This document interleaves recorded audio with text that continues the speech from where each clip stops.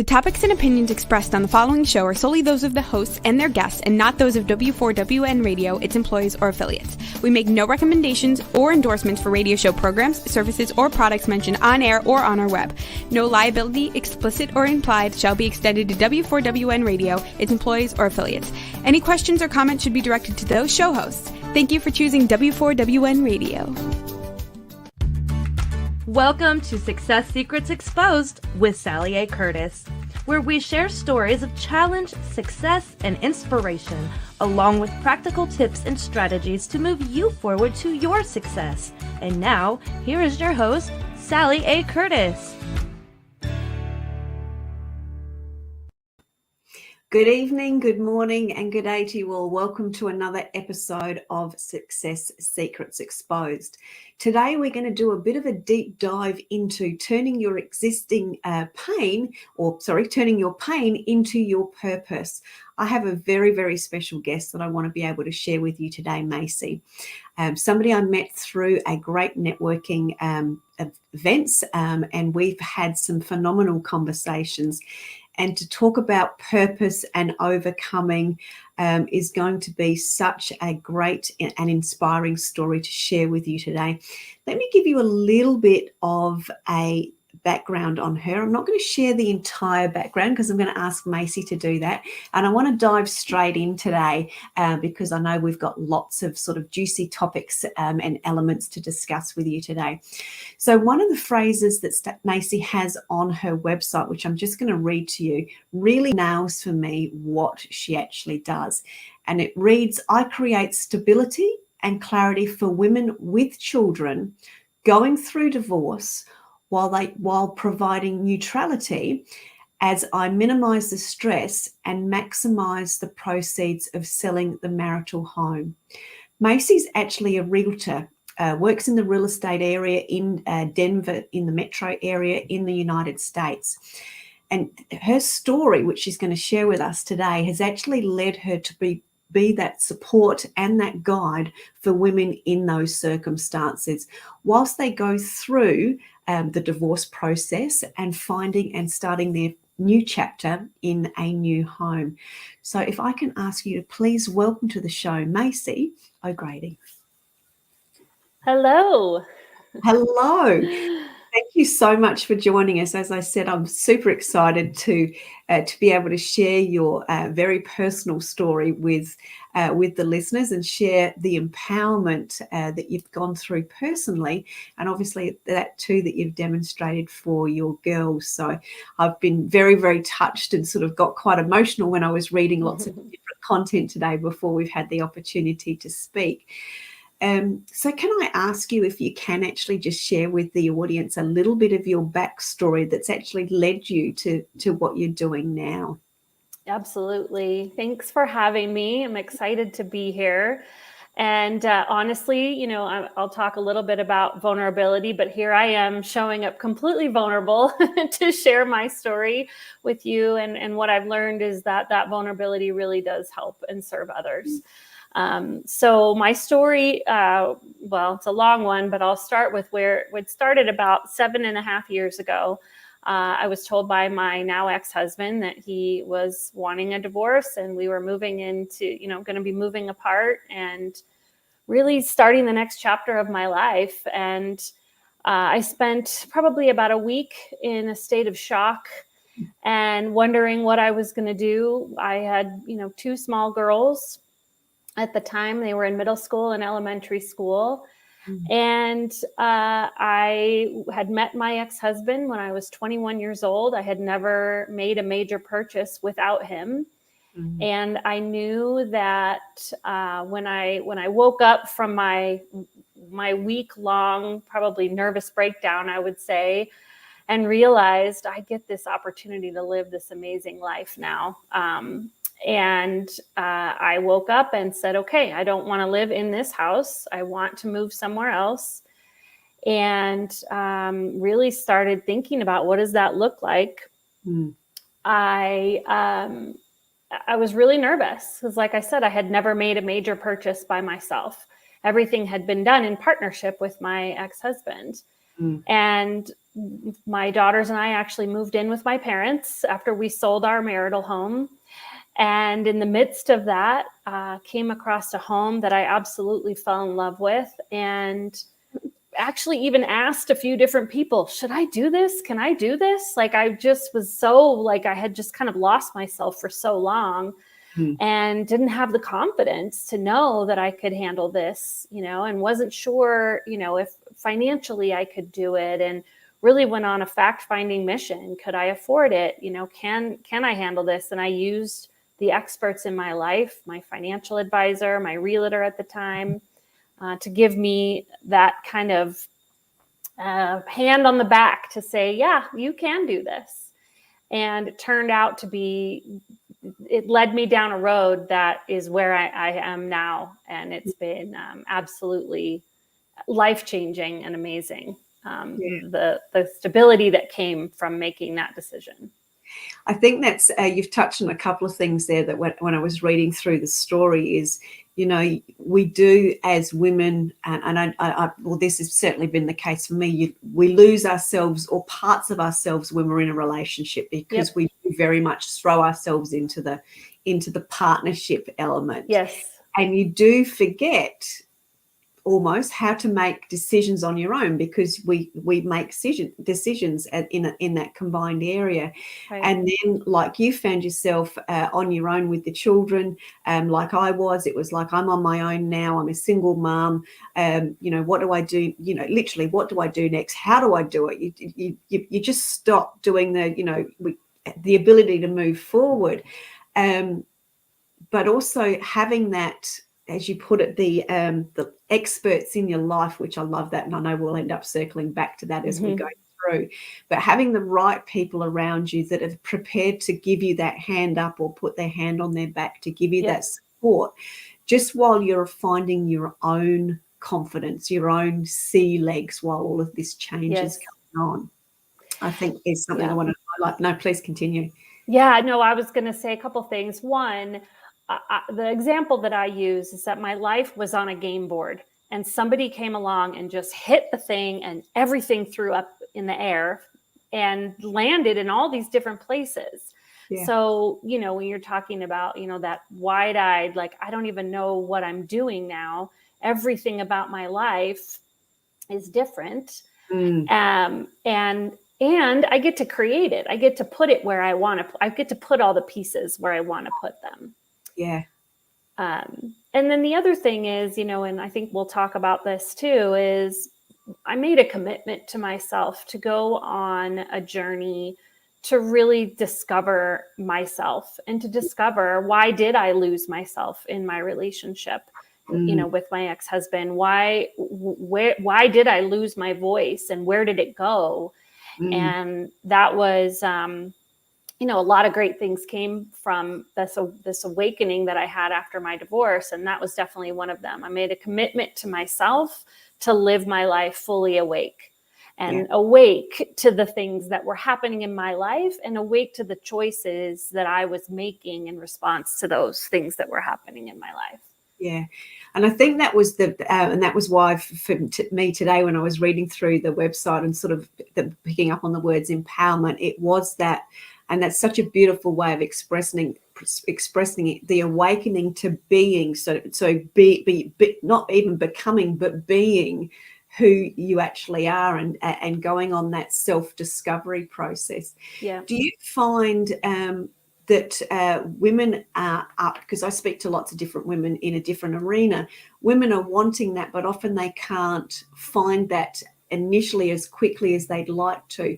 So you seem to have transformed and sort of found everything quite quickly. So can you perhaps unpack that a little bit, because of what you've done, but also perhaps what you see with other women, just to give some other examples to the audience? Sure. I don't know that 7.5 years is quickly. I think, I've done a lot of reflecting on the things that have happened in the last 7.5 years of my life. But I knew pretty quickly. Now, a couple things. One, there was a lot going on in my life at that particular time. And my main focus was trying to find some stability for my girls. Yeah. And I would imagine that most women that I have talked to, and a lot of women that I work with, they're in that same boat. Like, I can't even think about myself yet, because I have to figure out getting my kids the stability that they need. Yeah. You know, finding a home for them, because in the world I'm in now, this is about selling and or finding the home for them to have the stability that they need. Yeah. So for me at that time, my focus was very much on my kids. But then, shortly after kind of finding my breath again, that's really, I would say, when the journey started of, okay, and I don't love the oxygen mask. You got to put your oxygen mask on before everybody else, because whoever wants to think about dying in a plane crash? But there's validity to it. We have to take care of ourselves to be emotionally, physically, mentally, spiritually stable for the little eyes that are looking up at us. And I just want to come back to something, because I've just, in that moment where we've spoken, I've just done something that I often laugh at, and we see happen all the time, about how we read someone's story and interpret the overnight success. Yeah. So yes, you said about 7 years, and I remember being in an event with Maggie Beer, who's one of our sort of iconic Australians, and she said, yeah, I'm a 50-year overnight success. Yeah. It's very, very easy to read somebody's story and, just like I just did, make an assumption that the decision was pretty quick and early on, and then it just all unfolded from there. So I really wanted to highlight that, because we all naturally think that everybody else does it so much quicker than us, where in reality, it is a leaning into, and it is a incremental growth pattern and process. Absolutely. So pick that up too. No, I'm so glad you said that, because even I look at other people and go, wow, look at, how did they do that? But then and I come back to what I would love to be, and the value that I feel like I can add to other people and to other women who are going through this, is maybe I can speed that up a little bit for them. Maybe they don't have to have as long of a time sitting in that, what am I going to do with my life thing? Or is it okay that I'm feeling scared? Or, to provide some validation to them that they're exactly where they're supposed to be. Yeah. And I think that's the important thing, is that everybody's journey is different, but has potential similarities, where with the right person that's got the hand behind your back, and that bit of extra support, that little bit of guidance, support, examples, sharing, can actually help just make them, jump two steps, do a little Exactly. jump. And that's what it's really all about. So from obviously lots of the personal development that you've done, you obviously weren't in real estate at the time. So talk through why that became so for you. Yeah, absolutely. So I shared a little bit about my personal story around selling my marital home, finding the next home, where I say really started my next chapter of my life. So that's kind of the personal lane. And then the professional lane was, I came out of my divorce. I had been working for small businesses, absolutely loved working in small business, and really developed an expertise around process and systems, and helping small businesses with that. And so after my divorce, I leaned more into that. I was working with more small businesses, and was shortly after my divorce introduced to a gentleman who owned a real estate company. And he needed help with his systems and process. Well, aside from purchasing my own home, I had never really learned much about real estate. Well, because he was doing so many different things, between owning rentals and property management and fix and flips and a brokerage and like all of that, I just dove deep into that and gained an expertise in so many different areas of real estate, and absolutely fell in love with it. And from the encouragement of the knowledge that I had gained, I ended up fixing up my own home, selling it, and then purchasing a new home and doing a full renovation of that home, which I don't think I would have had the ability to do that, without this real estate knowledge that I had gained. Yeah.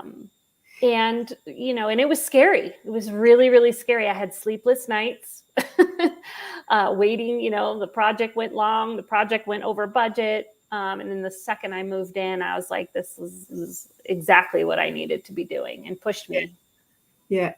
And that's, so I love that you actually, and it sounds as though serendipitously, and I love how serendipitous works within our life. When we start to become on purpose and we start to grow into who we're meant to be, you found the right person that was in small business that literally threw you in the deep end, and being such a lifelong learner and somebody that likes to learn and discover and be helpful to other people, you've had the opportunity to learn what sounds like an incredible multi-layered introduction into the real estate scene. So you weren't just introduced to selling real estate, but you introduced to all of the different variants. And then you've sort of popped out the end again, makes it sound quick and easy. Yes. But you've done, you've done your we call them tick and flicks here, and then you've done a reno, and now you're sort of in that sales arena.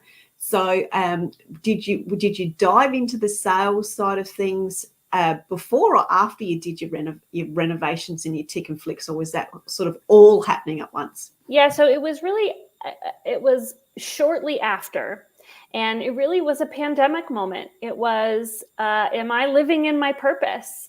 I was working for this gentleman and really running his businesses and all of that, but I just didn't feel that fulfillment. I didn't feel that sense of purpose. Yeah. And I had been working with some clients, and I remember that feeling of helping, them buy a home and going, ooh, there's something there. And yeah, I mean, it just was so fulfilling. And at the beginning of the pandemic, you kind of did that, or I did, a lot of people did. Yeah. Is this what I want to be doing? Is this really lighting me up? And somewhere along the line, somebody said, oh, what if you focused on working with women going through divorce? And I was like, oh, that's a yes, big yes. And so shortly after that, I made the decision to leave that company, and everything came into alignment. I've never had this happen to me before. And I'm going to be 50 this year. And so, 49 years of finding my purpose, and the moment that I put out to the universe what it is I wanted to be doing, everything just flowed into my life. That was meant to be. The brokerage that I started working for, the branding that I was doing, the value that I've been able to add to people, has been amazing. Yeah, I love that. Isn't it funny? You'll have throughout life, you'll have little moments where something lights you up, where you've been helping one of the women, obviously in real estate, and you've been helping them sell the home, and then you have one of those, oh, that was really great moments, and then we sit and settle down. But to be in the position where you're able to recognize them, and I think that's what's been so great about the pandemic is we've actually awakened to that sensory elements of those things that occur for us, that we actually are more ready and willing to seize them, which I think is very, very exciting. Yeah, absolutely. So with the, I suppose I'd like to delve into the vulnerability side of it, and how you've utilized your story, your love of helping others, and real estate.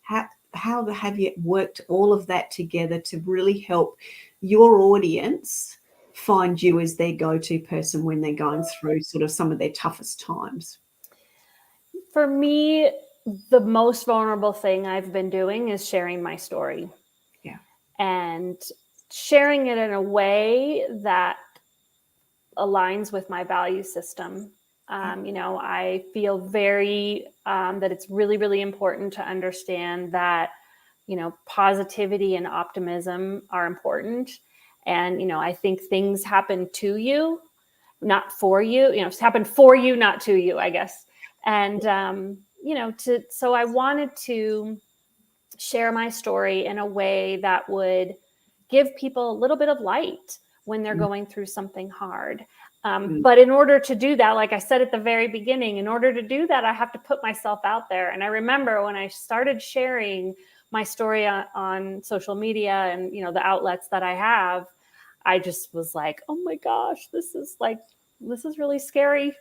I'm not sure I like how this feels. But then I started to get feedback and really just something started to expand inside of me of this is hard, but it's worth it. And I really do believe that what I'm sharing can help people and to make them feel not so alone and to provide validation, like I said before, for the way they might be feeling and the things that they might be going through. Yeah.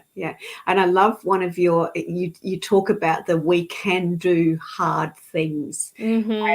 And starting, so that was obviously the starting point of sharing some of those, the vulnerability and the fear and the trepidation and oh my God, what will happen next side of things is part of, doing the hard things. So what was one of the, or some of the moments that really hit home, or reactions, I suppose I'm thinking more of your audience here, of what was the feedback that the audience gave you that sort of inspired you to continue? Really, it's just hearing from people and when I would show up somewhere, them connecting to me and going, wow, I loved hearing that. It was such a great, thank you for sharing that. Or little comments, on the social media posts. And really the biggest compliment that I got was a client that was referred to me who listened to another one of my podcasts. She had just been through a divorce. She's looking to buy a new home, and we sat and had coffee, and she said, so-and-so referred me to you, and she sent me your podcast, and I listened to it, and I thought, I knew it. I know I need to meet her. I know I need to talk to her, because what I was sharing with her was in alignment with what she was going through. And I think that people like to surround themselves with people who can show them that they can get through this hard stuff. Yeah, brilliant. And I think there's so many lessons in that in itself. It's from reflecting upon our own experiences, sharing the experiences, and then I'm going to use the phrase surrounding yourself with the right people. Now, in her case, she had the right person that shared the podcast, so you were sort of surrounded in that manner. Right. But there's so many layers of that, surrounding yourself with the right people, both from your experience of how you've got to where you are, but also the experience that you're now providing with those women, because they're I suppose they're seeing the mirror of what they're going through through your experience as well. And it gives them that little edge of confidence to keep going forward, which is beautiful. So, what do you find are some of the common, just for those women, for those, in this case, I'm sort of asking the question more for those friends of women that are, might go through this, are going through this now. What are some of the common, I'm going to use the word problems, but that's not quite what I mean. What are some of the common challenges or emotions or feelings or elements that these women sort of start to experience when their world suddenly is, or their puzzle board's just been thrown up in the air and everything's just moved? Yeah, I mean, for me and for, the women that I've been working with, there's so many emotions, particularly when you have kids. There's just that layer of this mama bear that wants to make sure that their kids are okay. And there's so much that you cannot control that's going on. And so you do feel very helpless at times, really lonely at times, especially if you're in a situation where you don't have a co-parent that's helping you. or a co-parent is there and they're trying to help, but they're not helping. There's just a tremendous amount of responsibility that you feel that is really hard.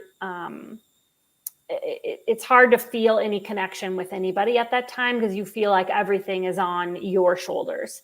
Yeah. And you kind of feel like nobody can really understand what this is like. And so for the people that are supporting those people, just being there and listening and don't give advice because you haven't been there. So you don't really know, just like I wouldn't provide advice to somebody that I don't know, that I've never been through, but it's really more about just holding space for them to be kind of a mess and to not be a great friend at the time, because it's really hard to put energy into those friendships when you've got, in my case, 2 little people that I had to be making sure that they were taken care of and know that they'll come around, they're going to find their footing. Yeah. They'll get the game pieces put back in where they want it to be, and then they'll start thriving. Yeah, absolutely. And I love the scenario around that whole mama bear concept, because when you think of mama bear with the got your mama bear arms, that inward focus on the little people and what's going on, and providing this protection and the comfort and as much stability, using the words that you talked about as possible, as little people as they go through it. So you talk about I think it was on your website and in the notes that we had about how you're now involving the girls in the empowerment process that you've been through, but also in what's going on in your world. Can you share a little bit about where and what that has done for the girls from your experience being in that mama bear moment, and now you'll be having your proud mama bear moments as the girls have grown through that and thrived in their own way as well? Yeah, I mean, I'll be completely honest and let you know that they're, teenage girls and I raised them to be very strong girls, and they are. Yeah. And so we don't always see eye to eye on everything, but I think that's part of what was created from all of this is that, they are really learning to be very independent. And, my oldest daughter, she's away at college, and I mean, our relationship is better, I think, than it's ever been. She was home for her freshman year of college. She wasn't able to go away for school like she thought she could because of the pandemic and everything. And so now she's away at school, and I see her thriving. I see her really, I don't know if I can say what they think about the experience. I just know that, I hold my head high knowing that I have given them a really good example of how to handle hard things. Yeah. Yeah. And I think that's that's the beautiful message, because for me, going through a divorce with mine and with my ex-husband, that took 5 years for us to go through that. And I remember talking with Rory, because he would have been 5 when the process started, and a few years in, I remember him coming home from school. He goes, because we have shared kids, so we did 50-50. And by this stage, Andrew had a new girlfriend and an extended family, and Rory used to come up. He goes, I so love coming up here because it's so quiet. I come up here to rest. So as a little person, that was just him finding the benefits of being in a dual household. And he ended up with additional siblings and additional grandparents, because we didn't have neither my ex or myself had grandparents as we went down. So there's lots of benefits that can come out of it that they can look back on later, or that helps to shape their life. So we will often, talk about little stories of, oh, you remember when we, that where it all went to crap then, and then we did this, and then we realized that, where you can talk about those teachable moments and see the children be in their, strength. And I'm sort of almost gritting my teeth with that, because I'm going through that with Rory at the moment. He has become that strong man. And I was really good at saying no, but I don't like it when I have no said to me. It's frequently yes. no to me. Yeah, the dynamic starts to shift a little when they get older, for sure. Yeah, very much so. It was like, no, no, no, you say yes. You don't say no. That's Yeah. the no, I'm having like an hour. What's going on? But that's, that's the strength, the independence, and the, this is who I am. And no, I don't want to take the dog for a walk with your mum because Yeah, I don't want to. I'm talking to my friends, but it's like, yeah, exactly. all that sort of stuff, which is Yeah. a treasure in itself. Absolutely. And I think the best is yet to come, to see how they continue with their life and how the example that we have served for them will guide them and guide them in making choices that maybe they wouldn't have had they not seen Mm. what I had gone through. My ex-husband moved out of state about a little less than a year after we had separated. And so I took on the role of kind of being everything for them and doing the best I could to provide, stability for them. Mm. And, I think they would say that I did that because, visiting their dad was challenging because they didn't live with him and they didn't see him very often. And in the short time that he did live here, I always called it the reentry. They would come back home and kind of let it all out because I was a safe space for them. Yes. Because things were different with him. They weren't, the household that I ran was very different than the household that he ran. Yeah. And they would come in and just kind of like, let it all out. And, but that's what I wanted. I wanted to be that safe place for them, for them to share how they were feeling and to feel their feelings and to know that they had the safety to be able to do that. And they were going to be loved no matter what. Yeah, yeah, and I think for us, I certainly remember that with Rory, that would be his experience. And I remember talking with my ex-husband at the time, and him saying, "He's just like you." So I would end up being, the counterbalance or the communicator between the two. And then Rory would used to say, "Well, I need this to happen. How do I need to address it with Dad?" Right.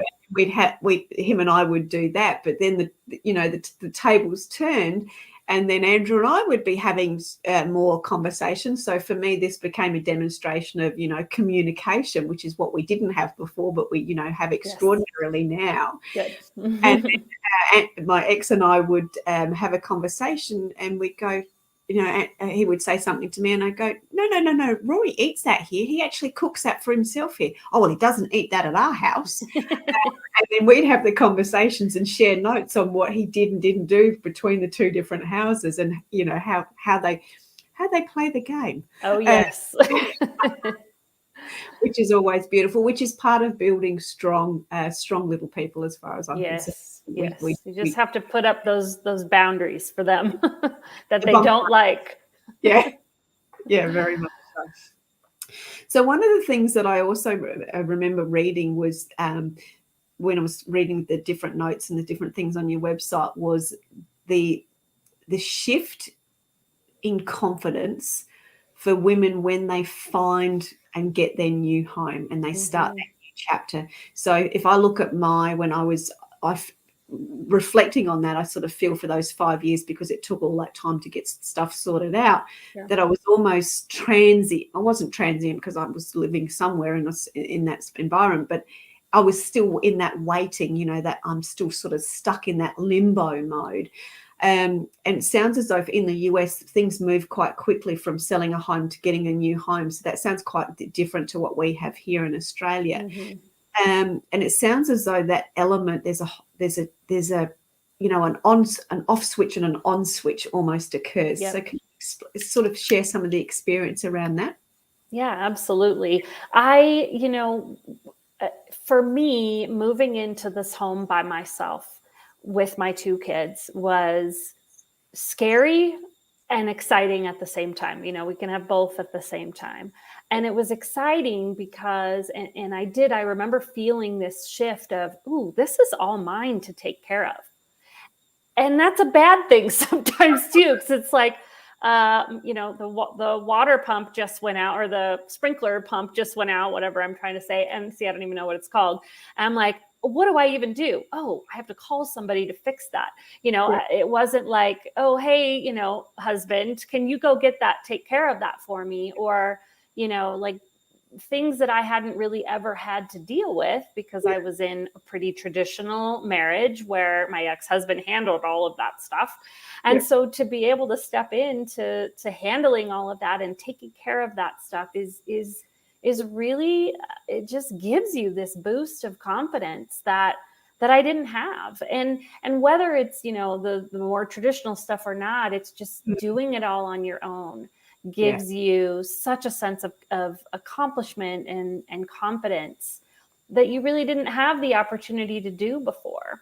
And it becomes so much more expansive because as I'm listening to the words and you're sharing, you sort of go from being sort of this much of an individual with this much capability to then just sort of being thrown in the deep end. I remember for me it was and as much as it's still a pet peeve, I actually really like doing it now. It was like, do you mean to say I've got to mow the lawn every fortnight because it grows that much? Yes. Well, I hired for that. I never wanted to do it. But here's a funny quick story that I will tell you. I had to have a tree removed from my front yard.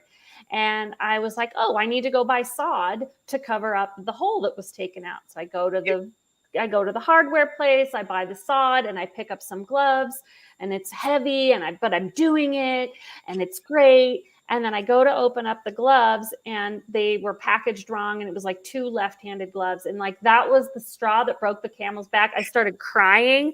I'm like, I cannot do, like, this is so much. I just wanted to get it done, and it was so heavy and hard. And then the gloves, I didn't have the gloves, and it was one of those like moments where I just was like, this is so hard. I can't do it, but I did. It all got done. Yeah, absolutely. And see, I can relate to that. Chopping the tree down, I would have been all over that. But this mundane mowing the lawn business, but it's actually funny because I did have somebody doing it. I continue to do it myself because I've got a certain way that the pattern goes because, being systematic and patterns and all the rest of it. I like the way the pattern does it, and Rory does it. And then I laughed the other day when Rory did it. I went, he does it the reverse pattern like his father does. Have Rory. And it was just ingrained, and it was like, oh my gosh. So again, funny story which you get to share with the kids. I mentioned that to him because he said, why are you laughing when he came in? I said, I'm laughing because you cut the lawn the same way as your dad does. It was the reverse to the way that I actually like it because, I'm a control freak. Yeah. And then we went through the photo album, and there was lots of photos of Rory with his dad out with, his little plastic lawnmower going exactly the way his dad does. Oh, that's funny. And there's all those funny stories that you get to share with them when you're able to reflect back and you've the ability to laugh or grow and then laugh, often in that order versus the reverse order. Yes, which actually, I did want to talk a little bit about the vulnerability piece, because to be able to do that, to be able to look at, you could have just gotten mad and said, I don't want to do it that way. Your father does it that way. It's like, no, I'm going to open myself up and be vulnerable. Go, oh, it's actually okay that it's this way, but that's not easy. It's not easy to do that. No, that's true. And thank you for acknowledging that as being vulnerable, because I wouldn't have thought of that. That was just me sort of having a laugh. But in reality, it is opening up and sharing a story from something. So thank you, because vulnerability has always been more of a challenge for me than I care to admit. So thank you. Do you have any additional insights that you want to share around that vulnerability piece? We're sort of heading into the last little bit, and I want to make sure people know about the free download that you've got as well. But I'd love you to share what other additional insights that you have. Please feel free to do so.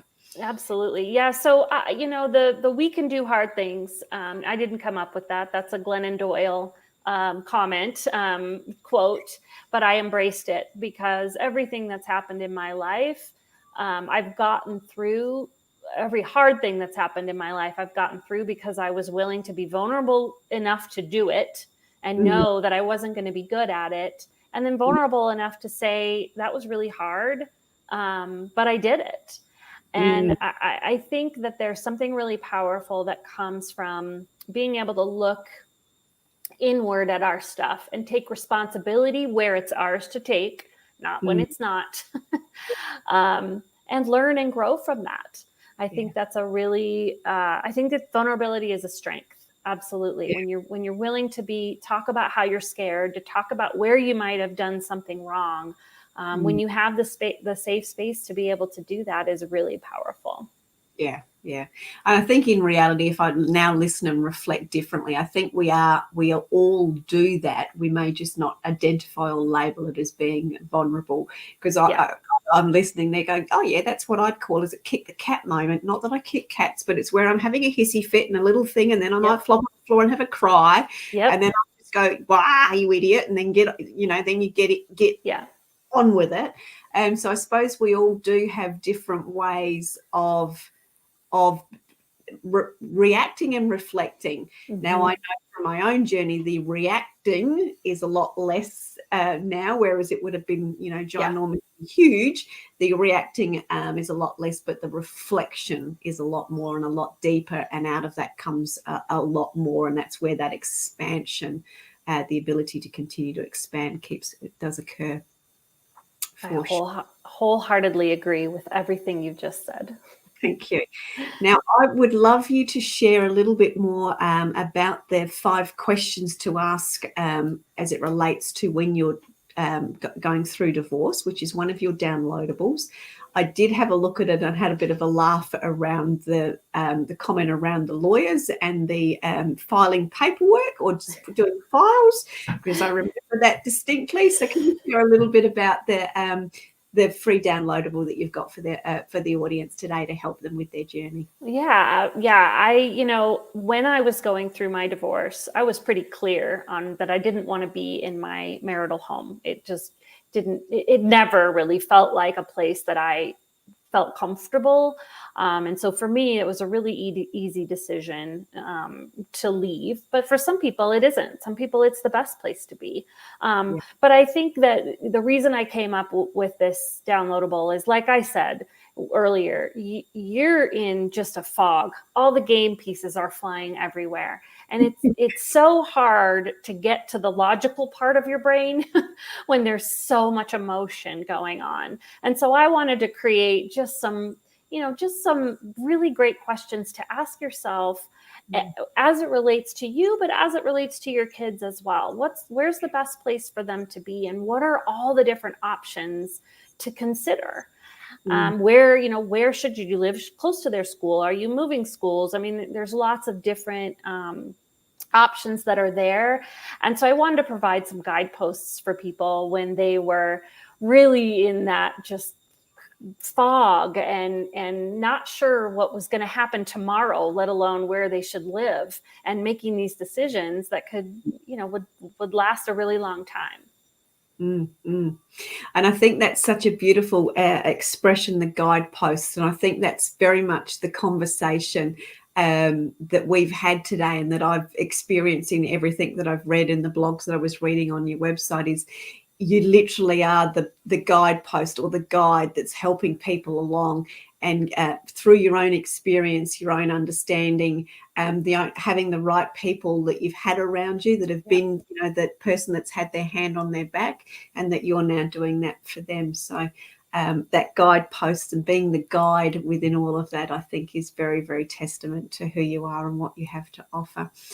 So from the way I understand real estate works in the US, you have a different you've got your own website, and within that website there is the Live Laugh Denver, and that takes people through to your real estate. Have I said that round the right way? Yes, you did. Yes, Live Laugh Denver is the name of the brokerage that I work for. The MaciO'Grady.com is just tells you a little bit more about me, and then from there you can click in, see the listings that I have, see homes that are for sale, and really kind of set up a search and all that kind of stuff. So yes.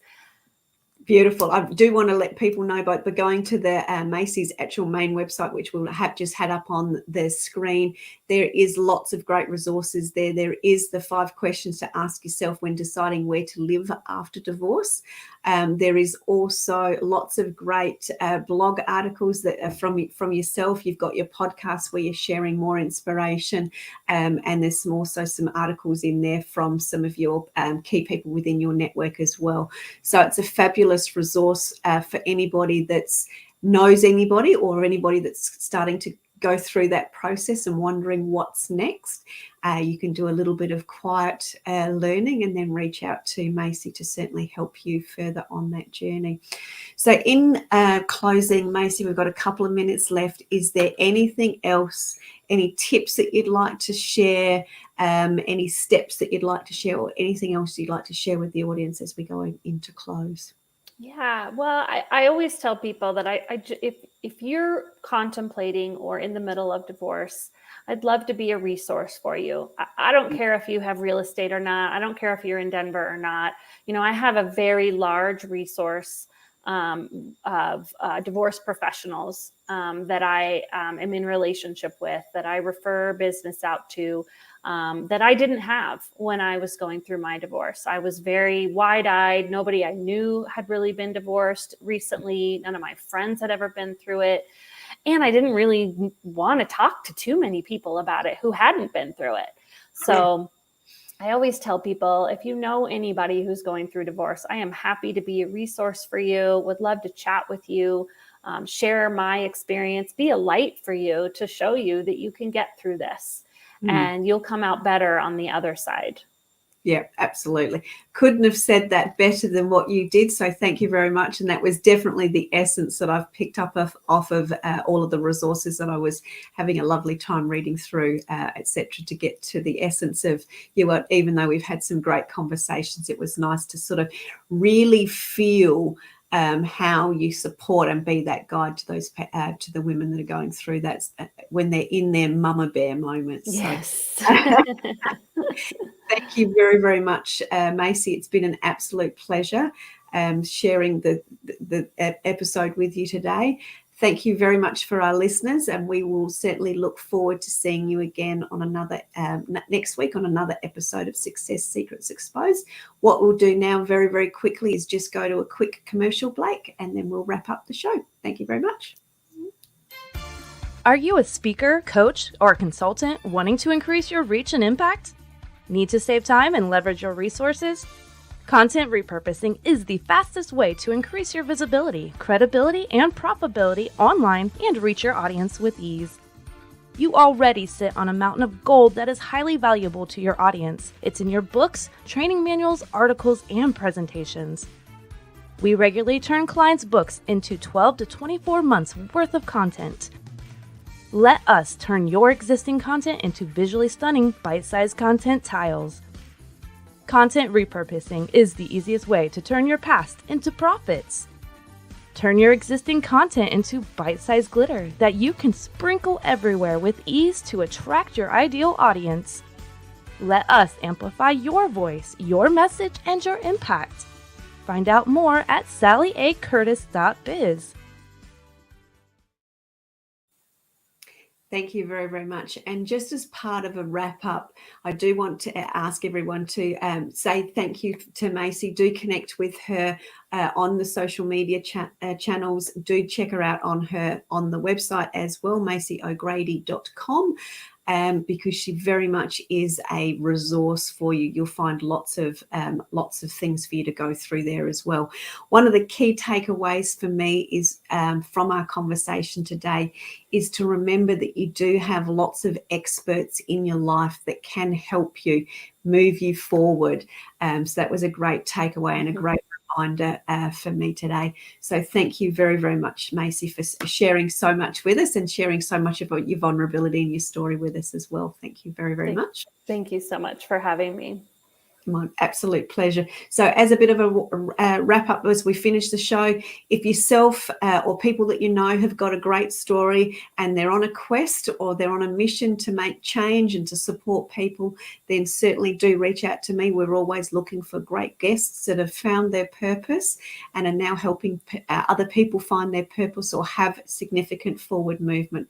So thank you from me. Thank you again to Maci, and I look forward to seeing you next week on another episode of Success Secrets Exposed. Thank you very much and take care. Bye. That's it for this week's episode. Thank you so much for joining us, and I trust that you got some inspirational tips to move you forward. You can find this episode along with many more on your favorite streaming platform such as iHeartRadio, Spotify, iTunes, and more. See you next Thursday at 7 p.m. Eastern Time for more Success Secrets Exposed with Sally A. Curtis.